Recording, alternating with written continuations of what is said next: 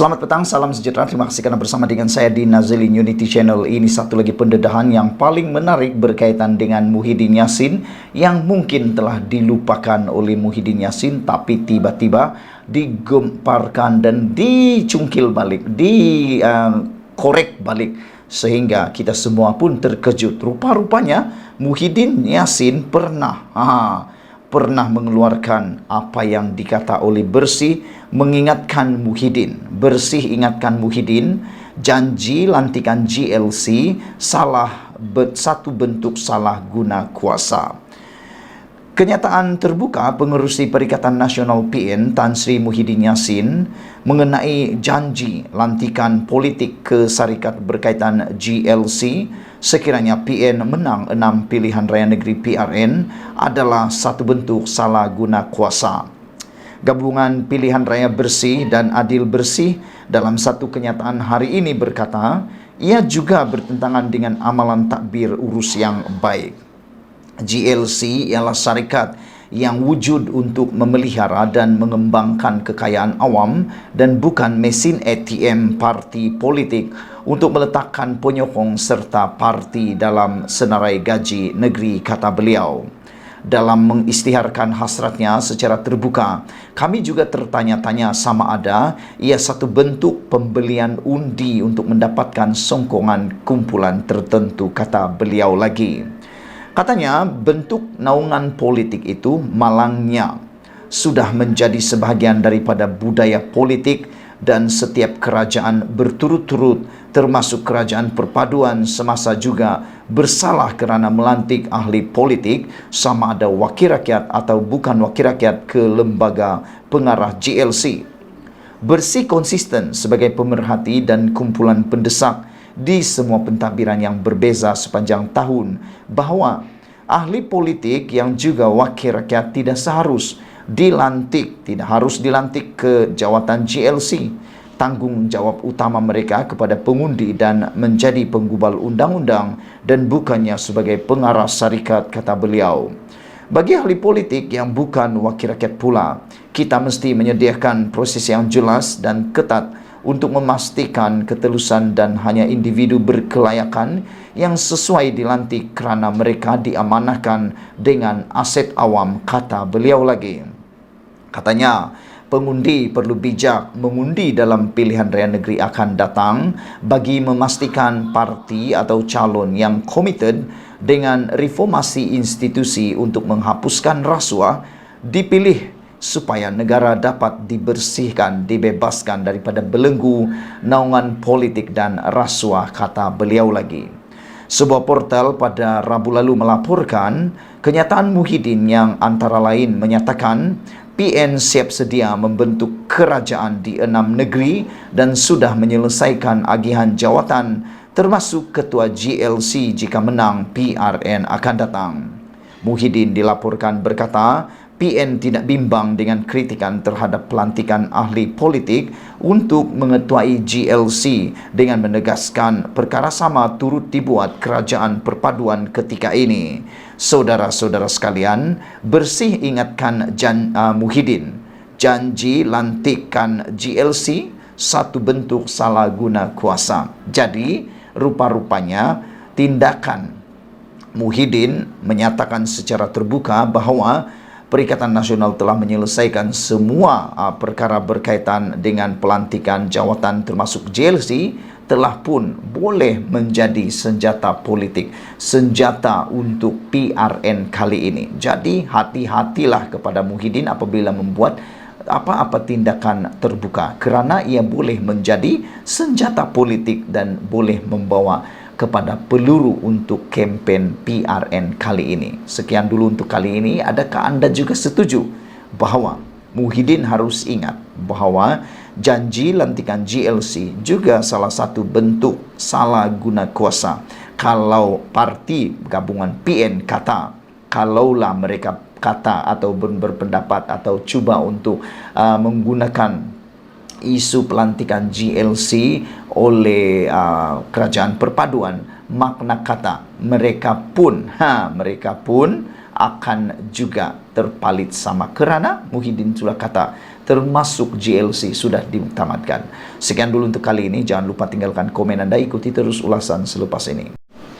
Selamat petang, salam sejahtera. Terima kasih karena bersama dengan saya di Nazilin Unity Channel. Saudara-saudara sekalian, lihat paparan tajuk ini sekarang.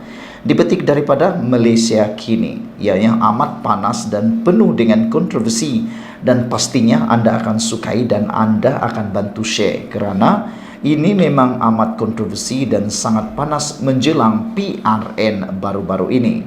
Adakah Anda setuju dengan pendapat daripada Agus yang mengatakan PAS paling banyak buat fitnah? Saudara-saudara sekalian, ini satu pendedahan yang memang luar biasa dan memang kontroversi, dan pastinya akan menimbulkan banyak komen daripada Anda. Bantu saya, tinggalkan komen Anda dalam ruangan komen di bawah ini dan tekan butang subscribe untuk membantu mengembangkan channel Suara Rakyat ini. Tekan butang subscribe itu percuma. Saudara-saudara, apa pendapat Anda dengan apa yang dinyatakan oleh Agus ini? Yaitu PAS paling banyak buat fitnah, kata beliau. Adakah Anda setuju dengan pernyataan beliau mengatakan bahawa PAS adalah yang paling banyak buat fitnah? PAS merupakan parti politik paling banyak membuat fitnah dan terkait dengan saman di mahkamah, kata Ketua Pengarah Jabatan Komunikasi Komuniti JKOM, Muhammad Agus Yusuf. Menulis di Facebook, Muhammad Agus menyenaraikan permohonan maaf dibuat pemimpin PAS selepas melakukan sesuatu dakwaan kepada musuh politik mereka. Antaranya, kata Agus, permohonan maaf oleh Pesuruhjaya PAS Perak Razman Zakaria kepada Anwar Ibrahim kerana mendakwa Perdana Menteri itu membawa agenda songsang LGBT dan menyokong agenda komunis. Menurutnya, pada 22 Jun lalu, Adun Kubu Gajah Khalil Yahya memohon maaf kerana mendakwa Perdana Menteri melantik ahli Parlimen Seputih Teresa Kok sebagai pengerusi Felda. Terbaru, pada 25 Jun lalu, katanya Akhbar Harakah Delhi pula memohon maaf kerana mendakwa bekas ahli DAP Muhammad Razali Abdul Rahman pernah menjadi penasihat khas Lim Guan Eng. Jika hendak disebutkan senarai fitnah PAS paling banyak, kata Muhammad Agus yang turut menyenaraikan kesamaan fitnah terhadap pemimpin PAS sejak 2017. Agus berkata, sebagai sebuah parti Islam, PAS sepatutnya membawa akhlak yang baik dan bukannya membuat persepsi serta tanggapan tanpa bukti. Tidak setuju, kritiklah, kata beliau. Jangan berkempen berunsur fitnah, perkauman, penghinaan dan unsur-unsur yang bercanggah dengan nilai Islam, katanya lagi. Menurutnya, perbuatan itu menjadi semakin berbelasa setiap kali menjelang pilihan raya. Tambahnya, PH dan BN merupakan parti paling kerap difitnah dengan tujuan menakutkan rakyat supaya tidak menyokong kerajaan perpaduan sekarang. Misalnya, katanya, DAP dianggap didakwa mengancam kedudukan Melayu Islam, dituduh mahu menukar Malaysia menjadi republik, serta menghapuskan raja berperlembagaan dan Islam sebagai agama rasmi. Tanpa merujuk kepada mana-mana pemimpin PAS, Muhammad Agus berkata, tugas ulama sepatutnya menjadi contoh dan teladan kepada bukan Islam. Kerja ulama menyeru orang supaya beriman, jauh dari mungkar, buat kebaikan. Tunjukkan contoh kepada bangsa lain dengan akhlak yang baik, supaya Islam dipuji dan dihormati, kata Agus lagi. Demi generasi masa depan, hentikan politik fitnah. Ia budaya politik kotor dan keji, kata Agus lagi. Fokus kepada usaha membina Malaysia yang lebih baik, katanya, yang menyeru golongan muda menolak politik fitnah. Saudara-saudara sekalian, saya sangat setuju dan sangat menyokong apa yang dinyatakan Agus dalam ulasan beliau ini apabila beliau berkata, kerja ulama menyeru orang supaya beriman, jauh dari mungkar, buat kebaikan. Tunjukkan contoh kepada bangsa lain dengan akhlak yang baik, supaya Islam dipuji dan dihormati, kata beliau.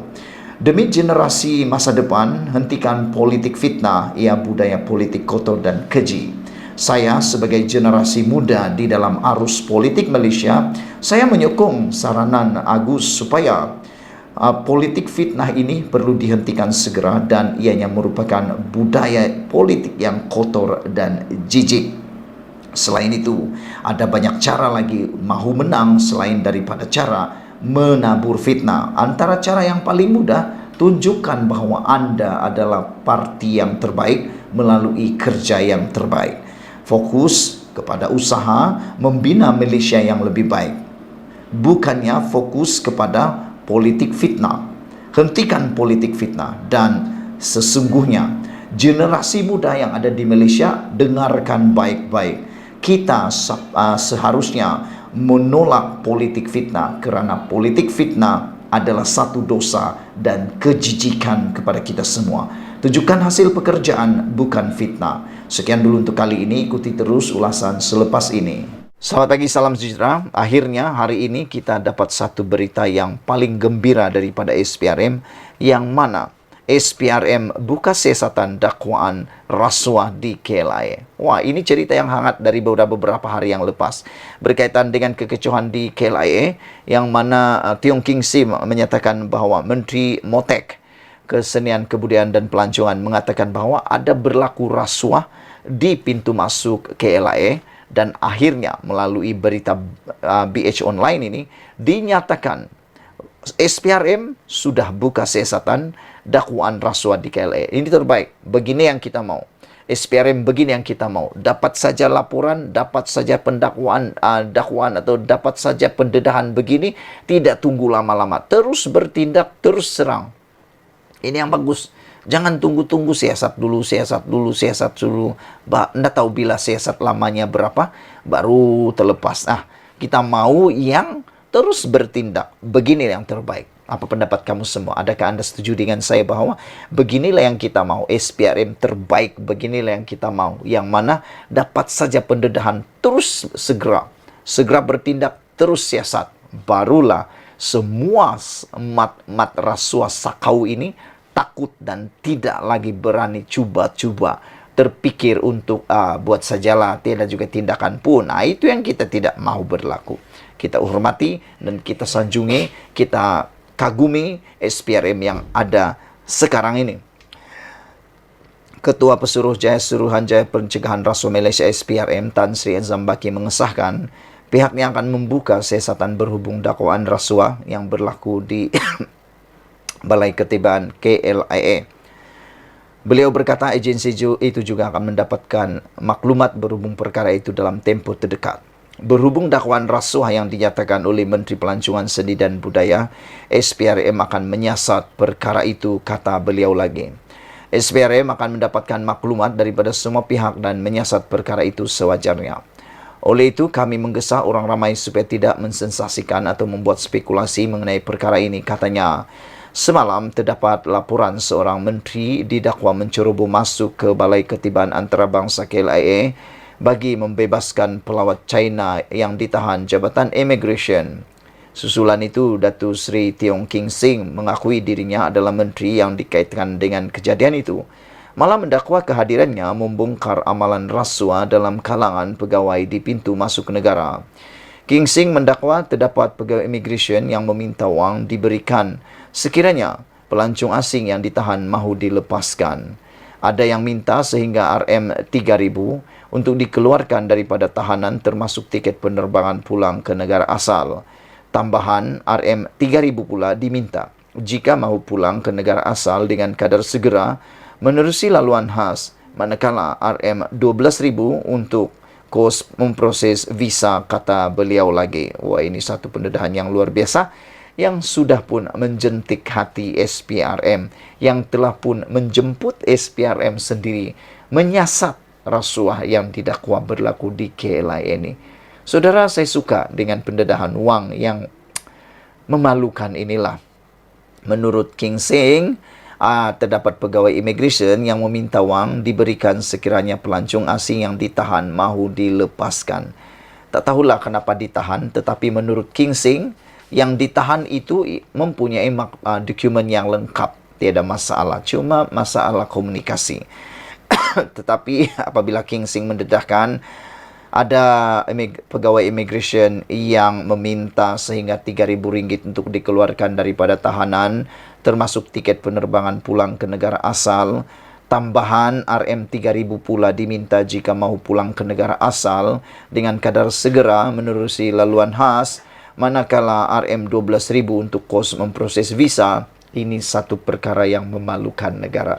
Terima kasihlah kepada SPRM yang bertindak cekap, pantas, segera untuk membuka kertas siasatan dakwaan rasuah di KLIA ini tanpa membiarkannya melalut. SPRM segera bertindak. Terima kasih SPRM, I love you so much. Semoga negara ini terus membangun, diperbaiki dengan lebih tangkas cepat di bawah kepimpinan Datuk Seri Anwar Ibrahim dan juga Azam Baki. Semoga barah yang sudah melarut lama dalam negara ini dapat disembuhkan dengan kadar segera. Tak sembuh sepenuhnya pun, kalau sembuh 90% pun sudah kira yang terbaik, dan terima kasih syukur kepada Tuhan. Kita jumpa lagi, Malaysia kita punya, kita juga sama-sama ikuti terus ulasan selepas ini. Selamat pagi, salam sejahtera. Terima kasih karena bersama dengan saya di Nazilin Unity Channel. Akhirnya, dalang orang yang menyebarkan video tentang kekecohan di KLIA baru-baru ini melibatkan Menteri Pelancongan Kebudayaan dan Kesenian akhirnya didedahkan. Dari kemarin sampai sekarang netizen mempersoalkan siapa sebenarnya yang mendedahkan, siapa sebenarnya yang memulakan penyebaran video tular yang menjadi buah mulut dan salah tafsir dalam kalangan penggemar media sosial warganet. Sehingga kan ada juga pemimpin-pemimpin parti politik yang turut tergesa-gesa membuat keputusan, memohon menteri itu diletakkan jawatan, dipecat dan sebagainya, kerana gara-gara sebuah video yang ditularkan itu. Persoalannya ialah siapa yang menularkan video itu, kenapa dia tularkan, dan apa kepentingan dia tularkan video itu. Rupa-rupanya ini dia. Menurut MOTAC, Motek, Menteri Motek mendedahkan dalang sebenar yang menyebarkan video 100% daripada anggota immigration. Akhirnya didedahkan sendiri oleh menteri bahawa dalang yang menyebarkan video kecoh di KLIA itu adalah 100% daripada anggota immigration. Menteri Pelancongan, Seni dan Budaya Datuk Seri Tiong King Sing akan merujuk kepada Suruhanjaya Komunikasi dan Multimedia SKMM untuk menyiasat dalam penyebaran video kekecohan yang mendakwa dirinya menyalahguna kuasa di lapangan terbang KLIA kemarin. Tanpa berselindung, King Sing mendakwa video itu dirakam oleh pegawai immigration yang turut berada di tempat kejadian. Beliau turut mendakwa penyebaran itu adalah tindakan yang sengaja untuk menutup kesalahan serta aktiviti rasuah yang berlaku di Balai Ketibaan berkenan. Kita sebagai netizen mahukan kebenaran. Kita sebagai netizen mahu cerita yang benar dan tepat. Oleh sebab itu, saya secara peribadi menyokong tindakan King Sing ini supaya SKMM mengambil tindakan untuk menyiasat penyebaran video tersebut, dan sesungguhnya perlulah disiasat. Mengapa video itu disebarluaskan kalau benarlah tindakan pendedahan daripada Menteri Motek ini bahawa dalam sebar video 100% daripada anggota immigration, kita nak tanya kenapa anggota immigration itu menyebarkan video tersebut. Bukankah perkara itu larangan kepada penjawat awam untuk menyebarkan video berkaitan apa-apa di tempat kerja? Bukankah itu melanggar tata cara kerja seorang anggota penjawat awam? Lebih-lebih lagi kalau benar ianya direkam oleh pegawai immigration. Jadi SKMM wajib menyiasat dalam penyebaran video tersebut seperti yang dinyatakan oleh Tiong King Sing ini, supaya tindakan itu dapat menutup dapat membuka Apa cerita sebenarnya di sebalik video itu, yang mana menurut beliau penyebaran itu adalah tindakan yang sengaja untuk menutup kesalahan serta aktiviti rasuah yang berlaku di Balai Ketibaan. Menurut King Sing lagi, kenapa orang immigration takut sangat orang tular gambarnya? Punca viral ini saya boleh sahkan 100% daripada immigration sendiri kerana saya berada dalam pejabat immigration. Beliau berkata, oleh itu, dalang yang mengambil dan menyebarkan video berkenan perlu disiasat dengan segera kerana melakukan berita yang tidak benar. Saya mahu satu siasatan lengkap. Periksa gambar viral itu daripada telefon siapa dan saya minta SKMM melakukannya dan pegawai ini disiasat. Kenapa dia melakukannya? Kenapa buat berita tidak tepat? Buat tuduhan fitnah? Adakah mahu sebarkan atau selamatkan segelintir pegawainya, kata beliau lagi. Wah, ini satu pendedahan yang luar biasa yang patut kita ikuti terus. Dan saya fikir sesuailah Tiong King Sing kata, SKMM perlu menyiasat dalam penyebaran video berkaitan kekecohan itu dan yang mana mendakwa dirinya menyalahguna kuasa di lapangan terbang KLIA. Dan King Sing juga berkata bahawa beliau tahu siapa yang menyebarkan itu kerana dia ada di pejabat immigration. Beliau turut mendakwa penyebaran itu adalah tindakan yang sengaja untuk menutup kesalahan serta aktiviti rasuah yang berlaku di Balai Ketibaan berkenan. Selamat pagi, salam sejahtera. Kita dapat satu berita yang paling menyedihkan di seluruh Malaysia. Persoalan besar ini melibatkan Hadi Awang, Presiden PAS. Persoalan mula berlegar-legar. Siapa yang akan menggantikan Hadi Awang jika ada apa-apa perkara yang besar melibatkan beliau? Lebih-lebih lagi, DUN Kelantan telah pun diumumkan bubar beberapa hari yang lepas. Ini akan menyaksikan DUN Kelantan akan menjalani PRN, Pilihan Raya Negeri. Namun, dengan laporan yang diterima ini daripada Malaysia Kini, persoalan besar ialah adakah Abdul Hadi Awang akan dapat menjadi calon dalam PRN ini atau beliau tidak akan dicalonkan kerana keadaan kesihatan Abdul Hadi Awang yang merosot. Ini disahkan sendiri oleh anak beliau apabila anak beliau memohon doa dan solat hajat untuk kesihatan Abdul Hadi Awang yang telah dilaporkan merosot sejak semalam.